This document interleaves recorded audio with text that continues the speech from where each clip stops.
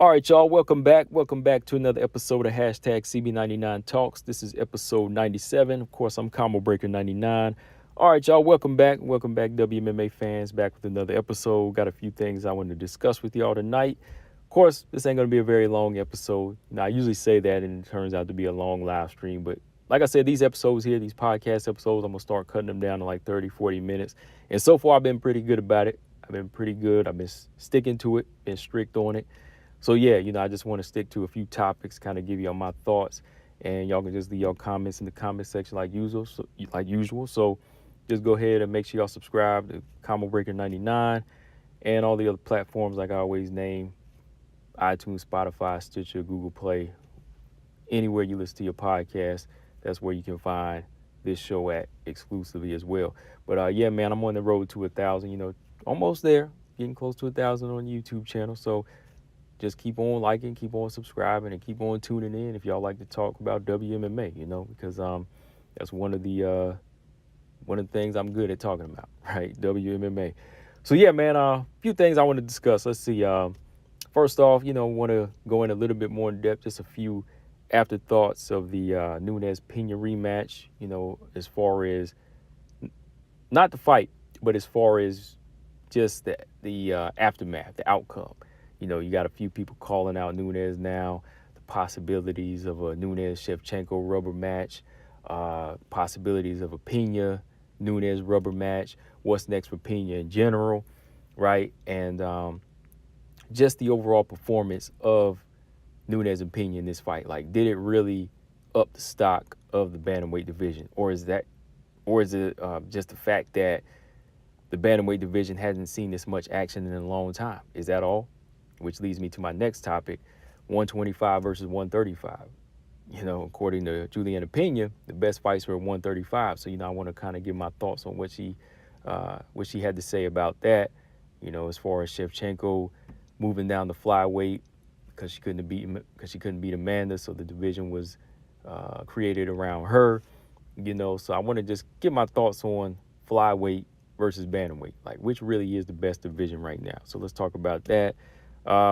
Couple of good fights on the horizon. I just want to get my thoughts on too. Cheyenne Vlismas versus Tabitha Ricci, October 1st and December 3rd. This just came out today at the time of the recording of this episode. Tracy Cortez taking on Amanda Ebos, December 3rd. Amanda Ebos looks like she's done found her a home. She done found that home after she got that ranking, number 15, right, in the flyweight division. She said, you know what, I'm going to settle in.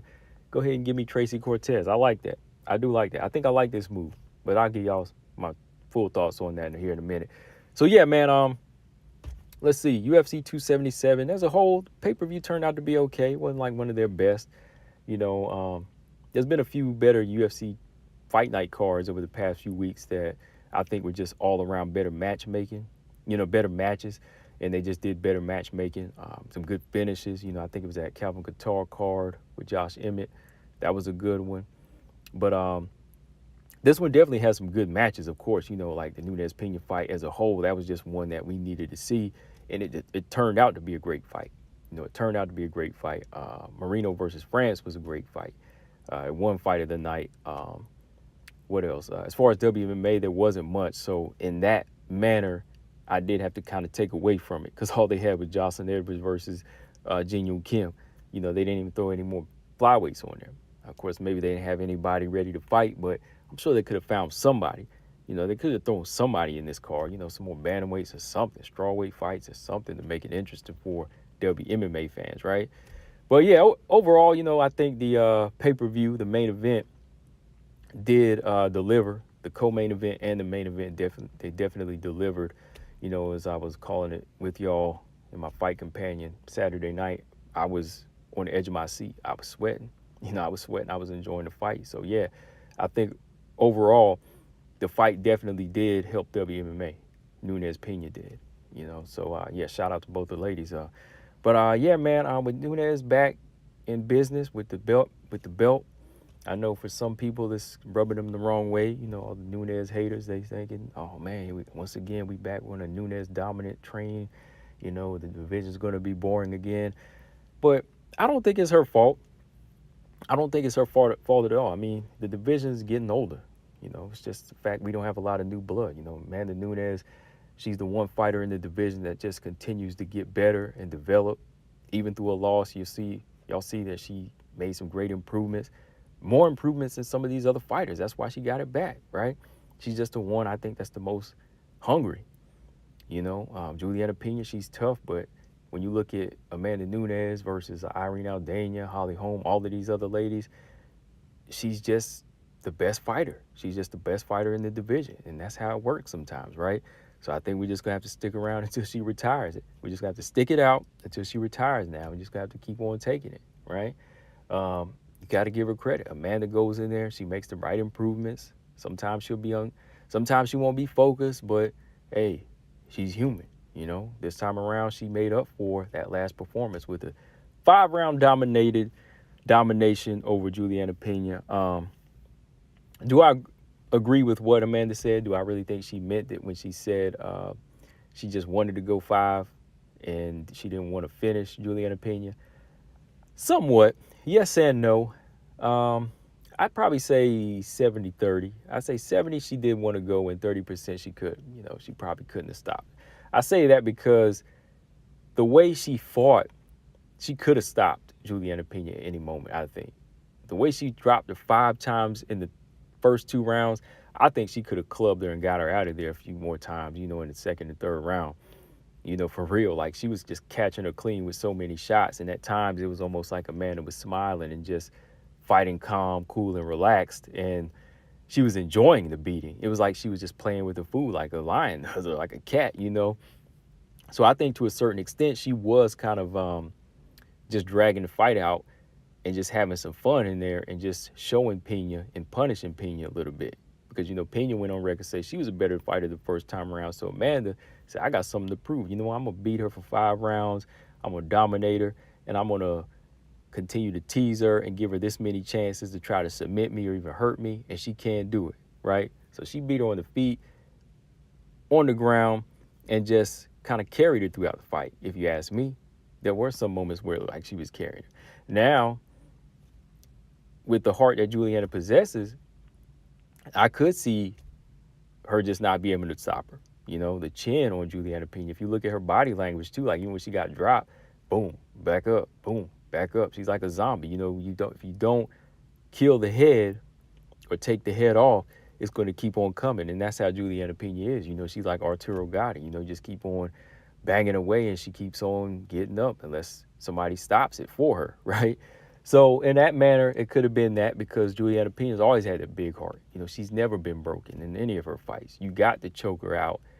You've got, like I said, you got to put her out to get her out. So maybe Amanda Nunes couldn't, but I think she could have. You know, I think she could have. I think she could have got her out of there if she wanted to. But because if you look at the performance, she really was doing a lot of different things in there where it was like she was just kind of proving she was a better fighter, even on the ground, like with the takedowns, like getting takedown after takedown to kind of show she could do it, and then just showing who the better grappler was and just showing who had better jiu-jitsu. It was just like she was going through all these different motions to just show like Pena, like, look, this is how good I am. See, you're gonna stay in this fight the whole time and witness just how great I am, right? So I think that she did want to go 5. You know, I know some people disagree, but yeah, I think so. As for Juliana Pena, like I said, it's good to show heart. It really is. But that's only whenever the time calls for it for me. Like, I like to see fighters get up when they get rocked, you know, and show they have a great chin and they can show how tough they can be. But that's only when the situation calls for it. Like, I don't want to see somebody just constantly take big shots. Like, Pena's team told her to eat these right hands like Scooby snacks, and she overloaded on them. You know what I mean? She overloaded and damn near got sick from them. So I didn't want to see her just go in there and take shots. That's why I was saying the other day, like when she said, take the right hand. I'm like, no, you don't take the right hand. You take away the right hand. That's what a technician does, and that's what a great fighter does. You know, you take away your opponent's weapon. You don't take their weapon, because the more you take their weapon, they're just going to continue to score points, and they're going to get more and more confident in their punches landing on you, right? So they're just going to keep doing it until they take you out. So you have to take away that weapon and not take it, right? So I think Pena's mindset, if she wants to get back into the championship realm, she's going to have to change it up a little bit. Change up the style. It's good to know she can be relentless, but, change up the style a little bit. Change it up. Be more defensive minded. Got to remember you have a daughter, you got a family, so you don't want to be taking this much punishment. I know you got something to prove, but dang, like, how many of those bricks can you take from Amanda, right? Like, just imagine what kind of damage you're doing to your body on the inside. I got to think of that stuff because it's like me seeing these other martial artists like, Valentina or even like Floyd Mayweather, these fighters that understand the process of hit, not get hit. They really understand that if we want to be champion, we have to take away weapons. We have to take away weapons. We have to think defense. That's the only way you're going to be a champion, and a champion that can enjoy it down the stretch in your life, right? So for somebody like Juliana Pena, I know she understands, like, if I want to get the belt, I got to win. I got to beat this person up. But sometimes beating the person up, hey, like, you can just move your head, be slick, counter, make them beat themselves up mentally. Sometimes that's the best way to do it, defeating somebody mentally without always having to try to walk into the fire, right? Don't just walk in and pat it out without asbestos gloves or something. Get you a fire extinguisher and take that fire out the right way, so you don't have to get burned. That's how I see it. But, Pena, I just think sometimes, she gets into that mind frame where she thinks she has to be reckless, but you don't have to. Just look around. There's so many other champions that have been around that gotten the belt without taking this much punishment, without putting their chin on the line, right? You don't always want to put your chin on the line like that, especially if you want to get better and you want to be champion again, So, with that being said, with that much damage that she took, and a lot of it she was just taking because she didn't have the skills to get away from it. I don't really want to see her do a rematch right now or a rubber match right now. Me personally, she's got to re-earn it. I think Nunes got hers because she had higher stock. She was a longer time champion, and she had a lot to to go on and a stronger argument. But the way Pena lost this fight, it's like, oh, okay. You lost every single round. You didn't win a single round. A couple 10-8 rounds in there, and you just got taken apart. This short of a stoppage. So for me, if you got beat that bad, even though you didn't get stopped, I think it'd be wise for her to go back to the drawing board and get a couple more fights and just kind of work on her game again and re-earn it.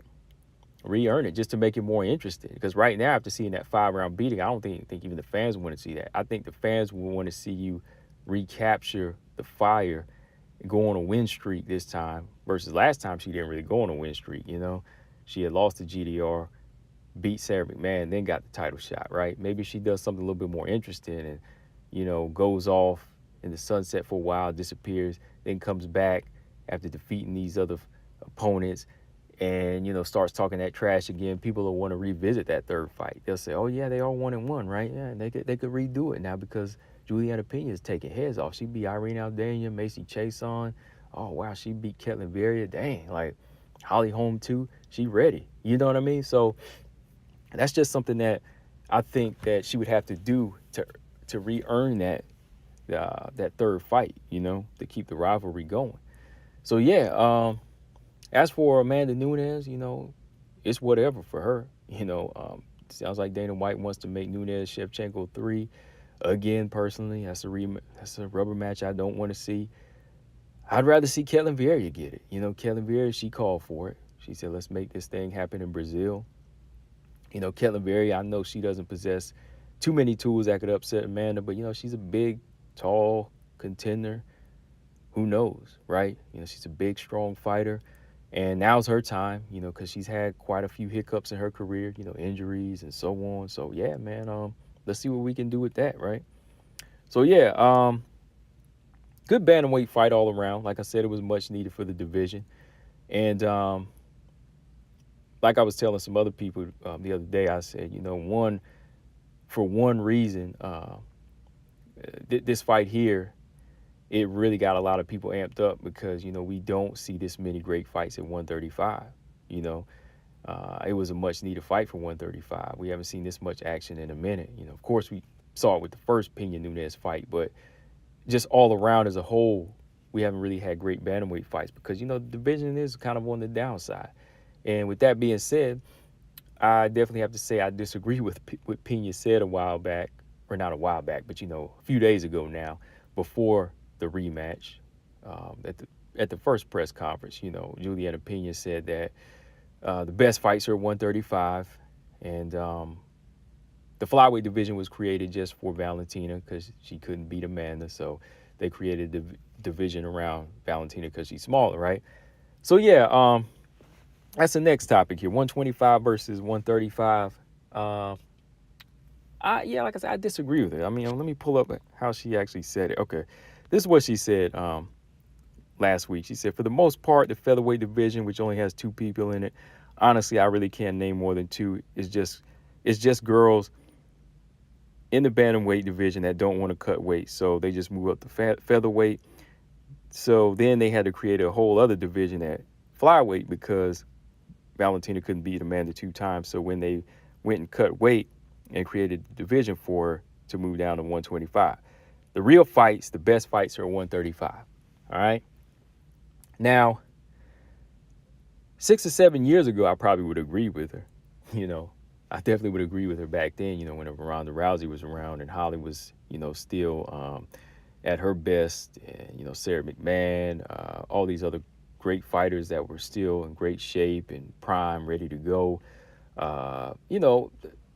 It was a great division then. Even Irene Aldana at the time when she first came into the division. You had good fights with Shayna Baszler. All of these fighters, they used to put on some good performances, right? So back then, the best fights were the Kat Zingano, even when Ketlin Vieira was first hitting the division before she faced her first couple of losses. Best fights were there at a time. But now, I can't say so much because everybody's been there and done that. I'm not really calling anybody has been, but I call them been there and done that because they've already matched up before and they've already fought, right? So now we just have a division with some of these fighters that are already aging. We've already seen these fights before, and some of them are just not rising to the occasion anymore, and they're already fighters that Amanda Nunes beat, So I think the best fights have already been made, and we've already seen those days. But as of right now, we have a new division at 125, and to me, it's made up of women that really want to fight at this weight. It wasn't made for just Valentina Shevchenko, because at the time when this division was created, Valentina was still at 135, right?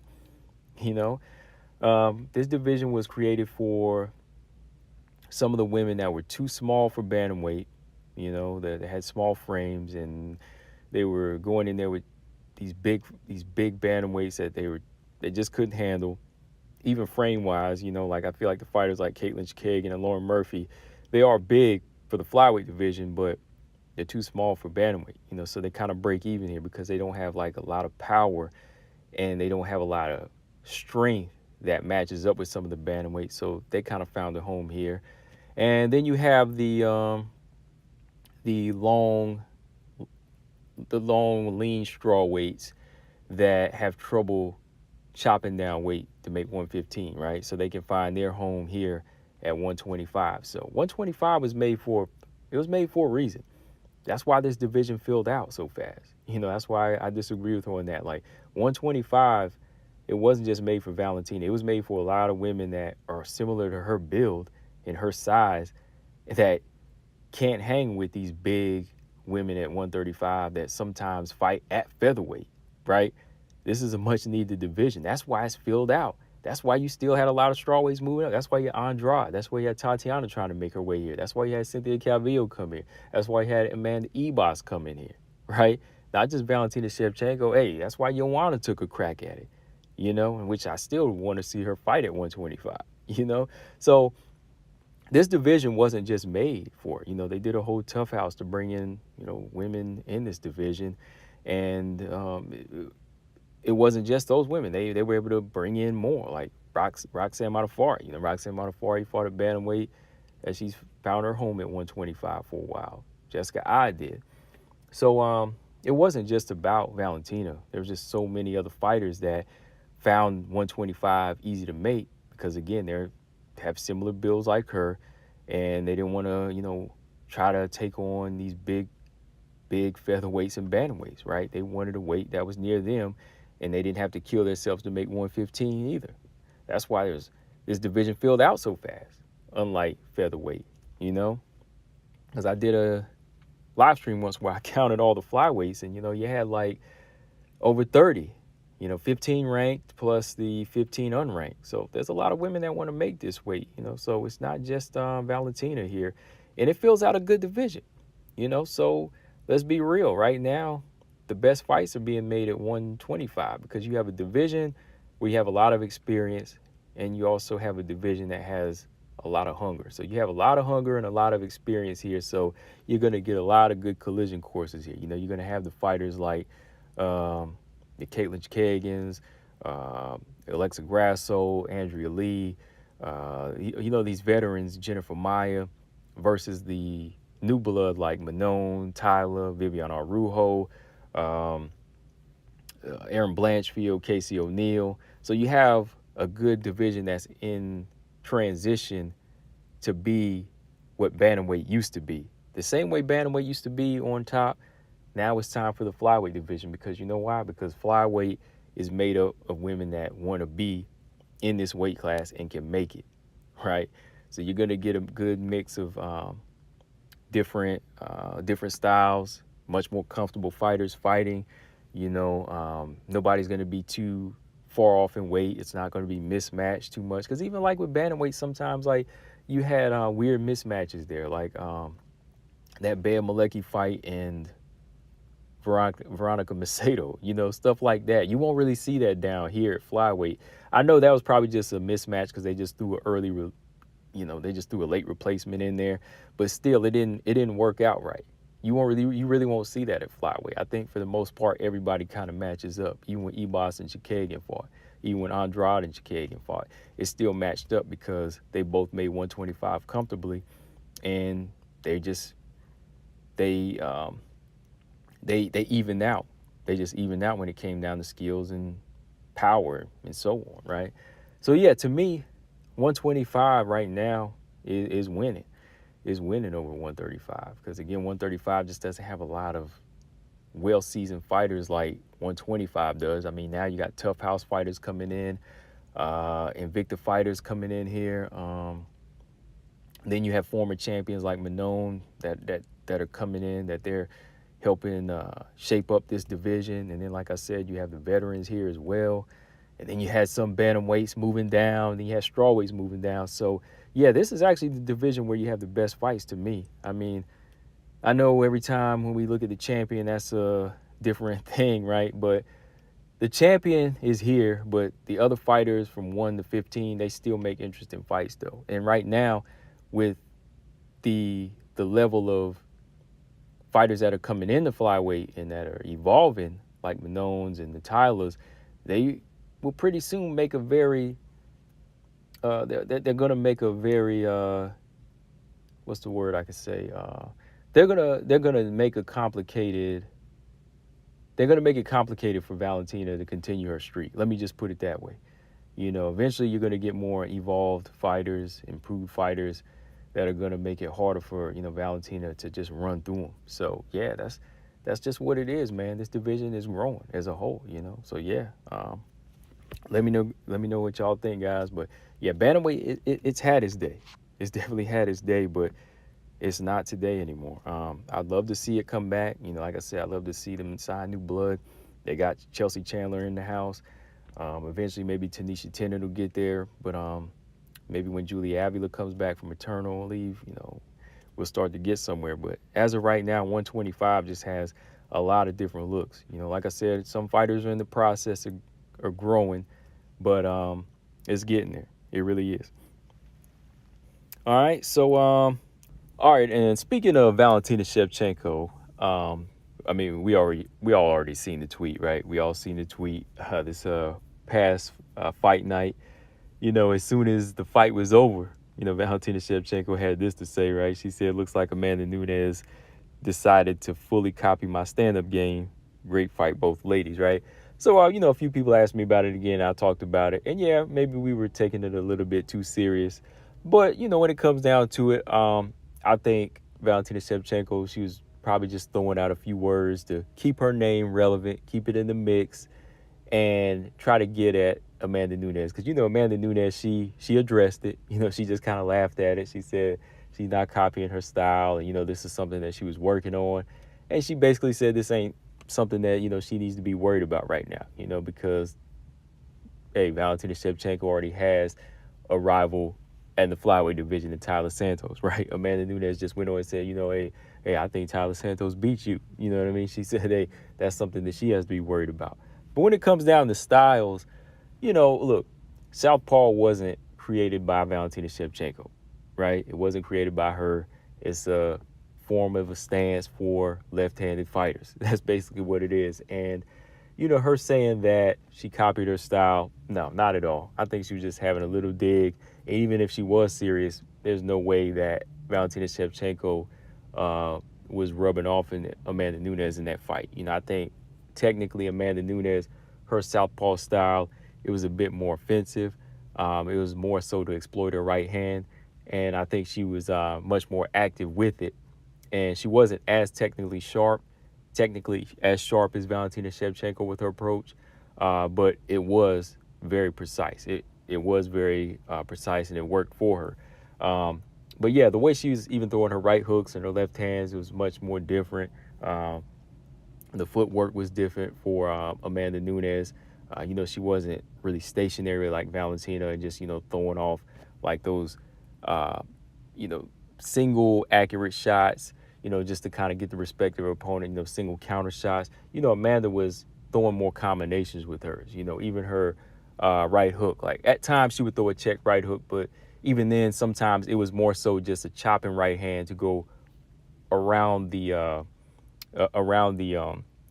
left hand of Juliana Pena as she rushed in. Every time Juliana would rush in, she would just pop off that right hand, or even on the offense, she would throw the right hand over around the guard of Juliana Pena. So, I mean, it's just two different things, two different types of fighters. Amanda just making the adjustment for this particular situation. And like I said, Valentina, she's just having a little bit of fun. When I think about it, yeah, she was just throwing out some humor, because when it comes down to it, that's what it was. It was funny. Regardless if she was serious, it was funny, because Amanda Nunes literally just trained for this style to expose the footwork of Juliana Pena and the striking of Juliana Pena, right? And again, like I said, to get off the better right hands and to land the better shots that she didn't get off in the first fight, right? So yeah, that's all it was for me when it came down to it. I don't really take it seriously. Like I said, I just took it more so as Valentina Shevchenko just keeping her name in the mix amongst these fighters, especially when somebody like Juliana Pena mentions her, Amanda Nunes will mention her. That's all it is. So yeah, I didn't really want to spend too much time, but somebody just asked me, so I said, okay, I'll just talk about this little segment here. I'll just do a little segment and give you my quick thoughts. But yeah, overall, like I said, there's always going to be, I said this before, there's always going to be some tension between these three fighters, Nunes, Pena, and Shevchenko, just because, they all fought each other and they all had different outcomes. They're all three different fighters. So, there's always going to be something said between these three. They're never really going to like each other like that, or like JoJo said about a fighter back in the day, they're not all going to want to hold hands and walk the guard together, right? Because this is the fight game. They're not supposed to. They're all supposed to always have some type of rivalry here. So anytime they throw little shots here and there, we're going to talk about it and we're going to analyze, and we're always going to have something to say about it. But yeah, that's my thoughts on it. At the time when I heard it, I was just like, come on, get real, Valentina. Just enjoy the fight for what it is. But it's like as soon as she saw Southpaw, she was like, oh, she took my style. You know what I mean? So there probably is some little truth to it, since she did just tweet that first before she said great fight. Before she could compliment, she had to throw some little salt out there, right? But it is what it is, right? But real quick, last couple things I just wanted to just talk about real quick is Cheyenne Vlismas and Tabitha Ricci, October 1st. I like that strawweight fight. That's a good fight. We got two hungry, unranked prospects in the game. Cheyenne Vlismas, she's a very solid striker, good kickboxer, good hand speed, nice kicks, good footwork. She's really been working on her footwork and her punch placement. Then you have Tabitha Ricci, a fighter that, I was high on in LFA, and I thought there was some more steps that needed to be added to her game. But now that she's in the UFC, she's got to grow up faster, right?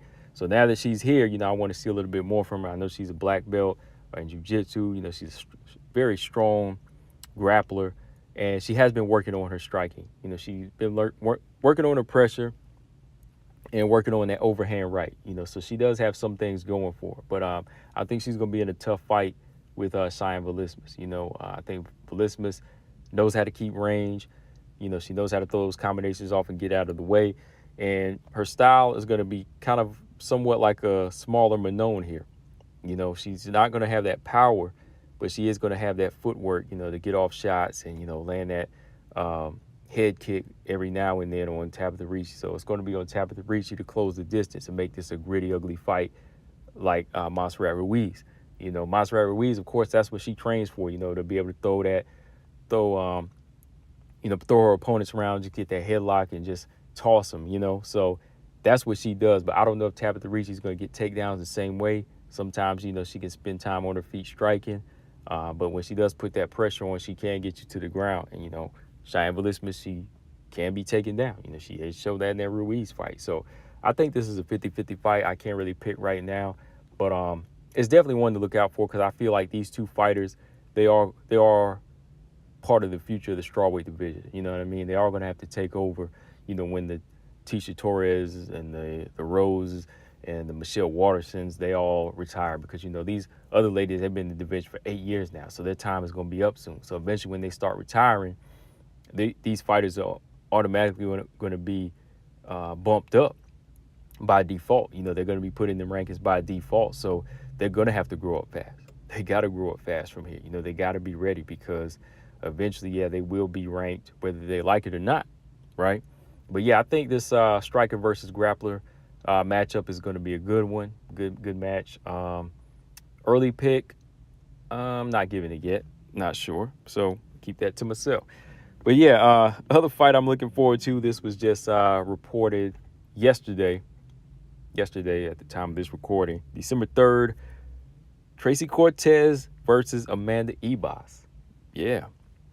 Old Amanda Ebas done got her a little 15 spot, and she's got a new home at 125. She's still ranked in both divisions, I believe, like Jessica Andrade, but I think she likes what could happen here. I think she's liking her future here right now in the flyweight division, and I think she likes how she feels physically, So Amanda Ebas might have a home now. She gave Caitlin Chikagan a very good fight. She came in as a late replacement, took on the number one contender, fought her to a split decision, earned a 15 spot off of that. And she probably said, you know what? If I work my way up this division, I can probably get a legit title shot. That's probably her way of thinking right now. She probably said, you know what? If I can give the number one contender this tough a fight, if I go back to the drawing board and work my way up, I can make my way in here. And I think she could. Amanda Ebas is not too far from a well-rounded fighter. I know I do feel like she's a bit chinny, but her moving up, it might help her chin out. Maybe she's a little chinny because of the weight cuts. Maybe she's going to carry a little bit more strength, and she'll be able to absorb punches, take the punches a little bit better here at this weight. She'll be a little bit stronger, So I think that with her tools that she has, solid grappler, black belt, right? Very strong, very good basic 1-2. I think with what she's bringing to the table here is going to be effective for the division. So yeah, and she likes to fight. She likes to fight. So I got to give Amanda Ibas a lot of credit for wanting to take a chance at 125.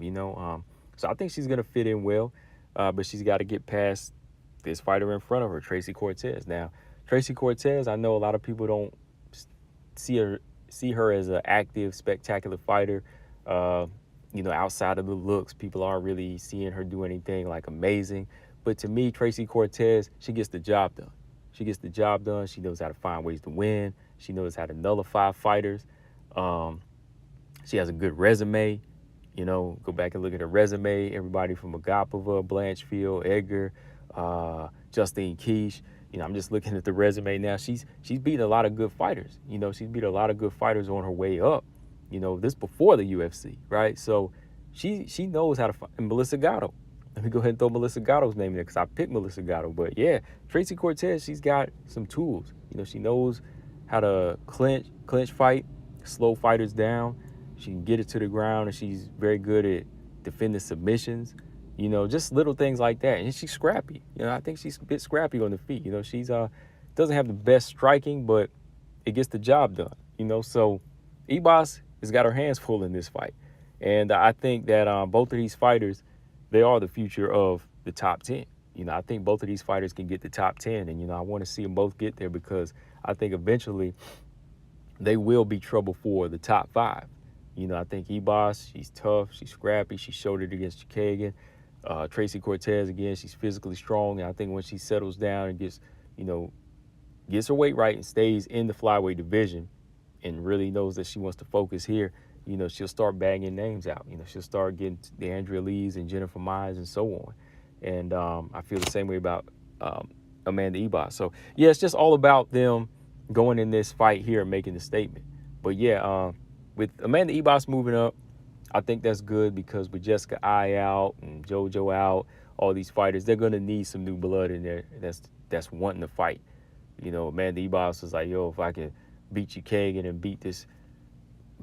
beat somebody else in the top 5, shoot, give me Valentina next. So we know when she gets to top 5, she's going to want that smoke, right? So that's what we need, fighters that want to fight, fighters that are getting better. Tracy Cortez, she carries like I said, she carries a style about her. She has a good resume. So, yeah, I'm looking forward to this one. Do I have a pick for right now? Nope, not yet. Not giving that to y'all, but y'all can give me y'all's if you want. I'm looking forward to it, though. Matter of fact, let's go ahead and look at the rankings before I get up out of here, because I just want to fill y'all in on some of the updates. Well, we already talked about it a little bit, right? We already know that Molly McCann broke into the top 15. She's number 15, so that would either elevate Ibas or make her exit. Let's see. Yeah, Amanda Ibas is out now. So, yeah, Amanda Ibas is actually unranked. She's actually fighting for a rank again. All right, so, yeah, Molly McCann is number 15, and Tracy Cortez is 14. All right, so, yeah, with Tracy Cortez 14, Ibas, she's gunning for that 14 spot now. Now, yeah, I would put Molly McCann over Amanda Ibas now because Amanda lost to Chikagan, but Molly McCann at least got 3 wins to get her a 15 spot. So, yeah, that makes sense. But, yeah, this could be her chance to break back into the top 15 with a win over Tracy Cortez. It ain't going to be easy, though. It is not going to be easy. But, yeah, guys, that's all I got on this one. Final thoughts on this episode. Like I said, great weekend. But when it comes down to the fights, I think flyweight is just the division, and that's just how it is, flyweight and strawweight because of the balance of talent and the balance of youth there, until 135 sees another crop of new blood coming in and hungry fighters, we're just going to see it sit the way it is. It's just going to be stagnant. It's just going to be right where it is right for right now. But the more you get these other fighters mixing it up at 125, girls moving up from strawweight, girls moving down from bantamweight, that division's just going to keep on popping, And the more and more fighters want to expose Valentina, they're going to keep moving up in that division, right? So it is what it is, man. Like I said, I'm looking forward to these other fights. Guys, let me know in the comment section what y'all think. Like I said, make sure y'all subscribe to to the podcast on Combo Breaker 99, the YouTube channel, as well as iTunes, Spotify, Stitcher, LinkedIn, Google Play, all of that. And yeah, tune in. I'll be back next week with another one of these episodes. But y'all gonna catch me again throughout live streams. Whenever I come on through, right on the channel. And yeah, make sure y'all subscribe. Let's keep on moving towards 1,000. And yeah, I'll catch y'all in the next one, guys. Combo Breaker 99. I'm out. Subscribe. Peace.